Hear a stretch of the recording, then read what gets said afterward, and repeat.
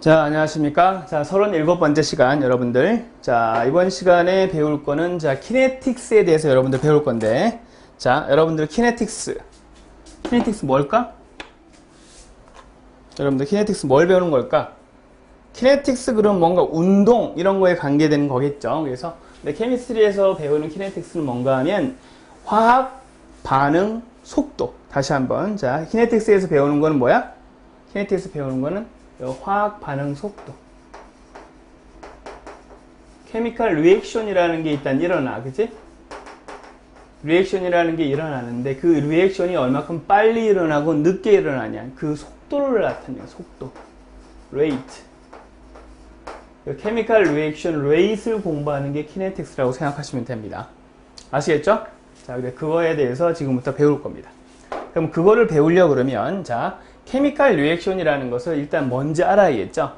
일단 케미컬 키네틱스는 뭐냐면 케미컬 레이트, 케미컬 리액션 레이트를 공부하는 거야. 속도를 공부하는 거란 말이야. 반응이 빨리 일어나냐 늦게 일어나냐 이걸 공부하는 거야. 그래서 이 케미컬 리액션 레이트는 only라고 써있지. 항상 only 뭐야? 실험 데이터, 익스페리멘탈 데이터를 통해서만 케미컬 리액션 레이트를 구할 수가 있어. 항상 요 뒤에 바로 얘기 설명을 할 겁니다. 조금 있다가. 그 부분에 대해서는 요번 시간은 못하고 그 다음 시간에 한번 할 거야. 그때 설명을 들으면 될 텐데, 케미컬 리액션 레이트를 표현하는 식이 보통 R, 레이트의 R자를 따가지고요, R이라고 표현하고요. R 이꼴 어떤 리액턴트의 concentration 하고 여기에 이제 파워가 이렇게 들어가요. 1승, 뭐 2승, 3승, 4승, 뭐 1승, 2승, 3승, 4승 파워가 들어간단 말이야. 그 다음에 이걸 이꼴 관계로 해주기 위해서 어떤 상수가 이렇게 들어가거든. 그래서 요거를 갖다가 우리가 rate law라고 표현을 해요. 화학 반응 속도를 나타내는 법칙. 그래서 rate law라고 얘기를 하는데, 요 rate law를 우리가 찾아내기 위해서는 실제적인 실험 데이터가 있어야 돼요. 그 데이터를 통해서만 우리가 rate law를 찾아낼 수 있는 겁니다. 아무튼 요 K 값은 나중에 또 배울 텐데, 이거를 rate constant라고 합니다.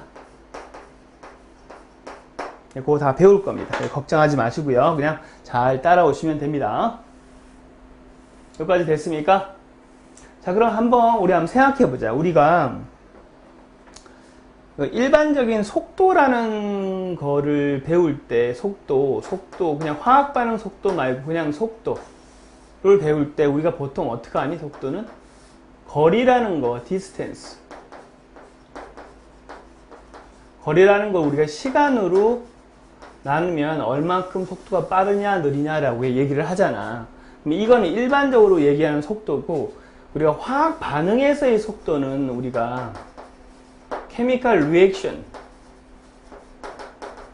리액션이 일어날 때 그 속도, rate이라는 것은 우리가 어떻게 나타낼 수 있을까?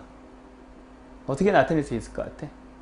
이거는 화학 반응의 속도는, 다시 한번, 화학 반응의 속도는 어떻게 나타내? 리액턴트가 얼마큼 빨리 없어지느냐? 리액턴트가 얼마큼? 그래서 리액턴트가 얼마큼 뭐야? 빨리 없어지느냐? 없어진다 그래서 마이너스 이렇게 붙여줍니다. 혹은 뭐야? 프로덕트가 어떻게? 얼마큼 빨리 생성되어지느냐? 그걸 가지고 우리가 화학 반응 속도를 나타냅니다. 즉, 리액턴트가 빨리 없어지면 그만큼 빨리 프로덕트가 생기는 거니까 속도가 빠른 거야. 화학 반응 속도가. 그 다음에 프로덕트가 뭐야? 시간에 대비해서 빨리 이게 생기면 어떻게 됩니까? 그만큼 더 빨리 화학 반응이 일어나는 거니까 속도가 빠른 겁니다. 그래서 이런 식의 개념인 거야. 근데 이 델타는 굉장히 큰 범위고요. 좀 아주 미소 범위, 우리가 미분이라는 걸 아직 안 배웠지만 아주 짧은 구간, 아주 작은 양의 차이에 대해서 얘기할 때는 우리가 del이라는 표현을 써요. 이렇게 del, 그래서 R 하고 dt 이렇게 얘기합니다. 근데 리액턴트는 없어지는 거기 때문에 앞에 마이너스 이렇게 붙여줘요. 그 다음에 d, 프로덕트는 이제 생성되어진 거기 때문에 그냥 플러스, 원래 생성되어진 거 원래 값이 플러스니까 dr은 뭐야? 얘의 값은 리액턴트가 없어지는 값이니까 이게 마이너스 값이 같잖아. 그래서 마이너스를 붙여준 거야. 그래서 전체적으로 플러스 값을 만들어주는 것 뿐이고요. dp는 만들어지는 거니까 원래 플러스니까 그대로 놔둔 겁니다. 시간에 따라서 프로덕트가 얼마큼 빨리 만들어지느냐, 시간에 따라서 얼마만큼의 리액턴트가 없어지느냐를 나타내는 게 케미컬 리액션 레이트이 되는 겁니다. 됐죠? 그런 식으로 표현을 하게 되는 겁니다. 됐죠? 그래서 화학 반응 속도를 우리가 요걸 R이라고 표현을 해요. 요걸 R이라고. 요것도 R이라고 이렇게 표현을 합니다. R 레이시라고. 자, R 이꼴 어떻게 됩니까? 마이너스 어떻게 D R D T 이렇게 표현한단 말이야. 혹은 뭐야? 프로덕트 같은 경우에 어떻게? 플러스니까 D 프로덕트 D T 이렇게 된다고. 됐습니까? 이런 식으로 표현을 하는 겁니다. 이런 식으로. 화학 반응 속도를 이런 식으로 표현을 하고, 아까 이게 이제 실험 데이터를 가지고 우리가 실험 데이터가 이제 리액턴트가 A가 있고, 리액턴트 나중에 이제 할 텐데, 리액턴트 R 한 개, 그 다음에 리액턴트 두 번째 리액턴트를 R2라고 얘기를 하면, 거기에 이제 리액트 콘스탄트를 붙여주고, 이게 2, 이게 3 이렇게 되면 레이트가 이제 이런 식으로 표현이 된다라고 얘기를 하는데, 요거 만드는 거는 이제 바로 뒤에 배울 겁니다. 아시겠죠? 그래서 리액턴트 R에 대해서는 second order이라고 하고요. 리액턴트 R2에 대해서는 third order. 그 다음에 요거 두 개 합한 걸 2하고 3 합하니까 5죠. 전체적인 반응 오더, 반응 차수는 우리가 5차, fifth order라고 얘기를 합니다. 그런 내용들을 뒤에 가서 배울 겁니다. 어쨌든 요건 뭐라도 되고요. 어떤 케미컬 리액션은 뭘 한다고? 얼마큼 리액턴트가 빨리 없어지느냐, 얼마큼 프로덕트가 빨리 생성되어지느냐를 나타내는 겁니다. 그걸 나타내는 게 케미컬 리액션 레이시예요. 지금 이거하고 구분해서 설명한 거야. 자, 봅시다. 자, 그러면 케미컬 리액션이라는 게 도대체 그러면 어떻게 해야 일어나는지 그걸 좀 알아야 될 거 아니야? 그거는 콜리전 시어리라는 콜리전 이론으로 설명을 할 수 있어. 그래서 케미컬 리액션이 일어나려고 그러면 케미컬 리액션이 일어나려면 어떻게 해야 돼? 리액턴트 모레큘이 서로 부딪혀야 돼. 부딪혀서 끝나는 게 아니고 부딪혀서 깨져야 돼, 사실은. 그래서 케미컬 리액션이라는 게 일어나려면 케미컬 리액션이라는 놈이 자, 일어나려면 자, 모레큘, 리액턴트 모레큘과 모레큘이 있잖아. 서로요 부딪혀야 돼. 꽝 부딪혀서 얘가 이렇게 깨져야 돼. 깨져야지만 케미컬 리액션이 일어나는 거야. 그런데 깨지려고 그러면 그래도 세게 부딪혀야 깨지겠지? 그런데 아무렇게나 세게 부딪혀선 깨지지 않아. 얘네들이 액티브 사이트라 그래가지고 요렇게 사람 젖꼭지처럼 요렇게 요록 나온 부분이 이렇게 있어. 이렇게 이런 특별한 지역, 이게 이 어떤 리액턴트의 어떤 부분이 있다고. 이 부분과 이 부분이 서로 서로 부딪혀야지만 얘네들이 이게 짜게질 수 있다고. 이렇게 부서진다고. 그래서 얘네들이 그냥 단순하게 이렇게 꽉 부딪혀가지고는 깨지지 않아. 아무리 세게 부딪혀도. 어떻게? 얘가 방향을 이렇게 틀어.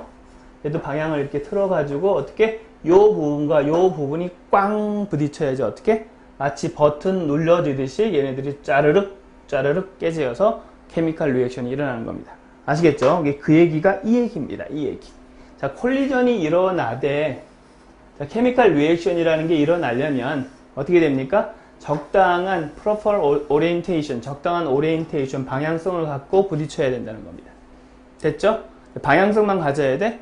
얘네들이 방향성 버튼이 눌러질 정도의 에너지를 갖고 부딪혀야겠죠? 그래서 충분한 액티베이션 에너지를 가지고 부딪혀야 됩니다. 그래야지만 케미컬 본드가 어떻게?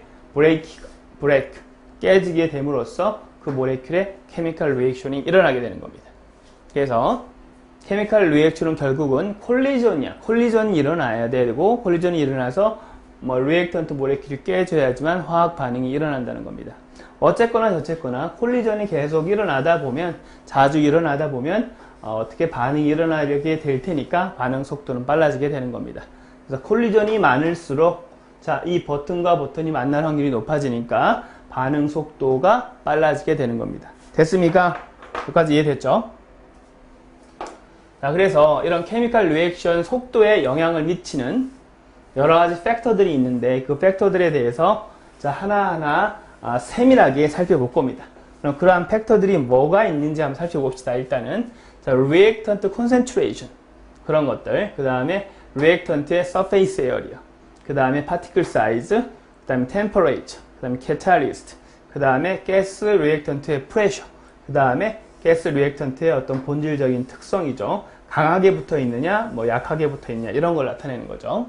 그래서 reaction rate에 영향을 미치는 여러 가지 팩터들이 있어. 그 팩터들을 선생님이 외우라고 할까? 외울 필요는 없습니다. 여러분들 외울 필요 말고 콘센트레이션이 어떻게 되면 화학 속도가 빨라질까 느려질까 여러분들 그거를 이해만 하시면 돼. 그럼 문제를 충분히 풀 수 있어. 이런 거 다 외우는 건 바보짓이야. 이거 외워가지고 문제 푸는 사람은 절대로 좋은 점수 안 나옵니다. 그래서 이해를 해서 여러분들 응용해서 써먹어야 돼. 자, 요거 한번 생각해 보자. 그럼 자, 리액턴트 콘센트레이션이 높다는 얘기는 리액턴트에 뭐가 많다는 얘기니? 리액턴트 모레큘이 많다는 얘기지. 모레큘이 많다는 얘기는 모레큘이 많으면 어떻게 서로 부딪힐 확률이 높아지지. 그럼 콜리전이 어떻게 돼? 콜리전 다 안 쓰고 COL로 할게. 그럼 콜리전이 잘 일어난단 말이야. 그럼 결국 어떻게? 속도는 어떻게 될까? 속도는 빨라지겠죠. 됐습니까? 리액턴트 콘센트레이션이 만약에 낮다 그러면 모레큘이 작은 거지? 모레큘이 작은 거지? 모레큘이 작다는 얘기는 콜리전 일어나는 확률이 줄어드는 거고, 그럼 속도는 당연히 느려지게 되는 겁니다. 아시겠죠? 지금부터는 요 반대적인 건 선생님 얘기 안 할게. 요거 하나 얘기하면 나머지 거는 그 반대니까. 아시겠죠? 증가하는 경우만 생각해 볼게요, 그냥. 자, surface area. surface area가 일단은, surface area가 커진다. 그럼 어떻게 될까? 야, surface area가 커지면 봐봐. 요게 surface area, 요게 surface area, 손가락 요 끝부분이. 요게 부딪히기가 쉬울까, 어려울까? 좀 어렵지? 근데 surface area가 이만큼 됐어. 손바닥이야. 그럼 이게 아무리 빗나간다고 해도 부딪히잖아, 이렇게. 그지? 충돌이, 콜리전이 일어난단 말이야. 이게 surface area가 크면 클수록 어떻게 됩니까? 충돌, 콜리전이 일어날 확률이 높아지니까 속도는 어떻게 돼? 당연히 빨라질 수밖에. 됐습니까? 자, 파티클 사이즈로 봅시다. 파티클 사이즈. 파티클 사이즈는 조금 어려운데, 파티클 사이즈가 이만한 게 있고 이만한 게 있어. 그러면 얘하고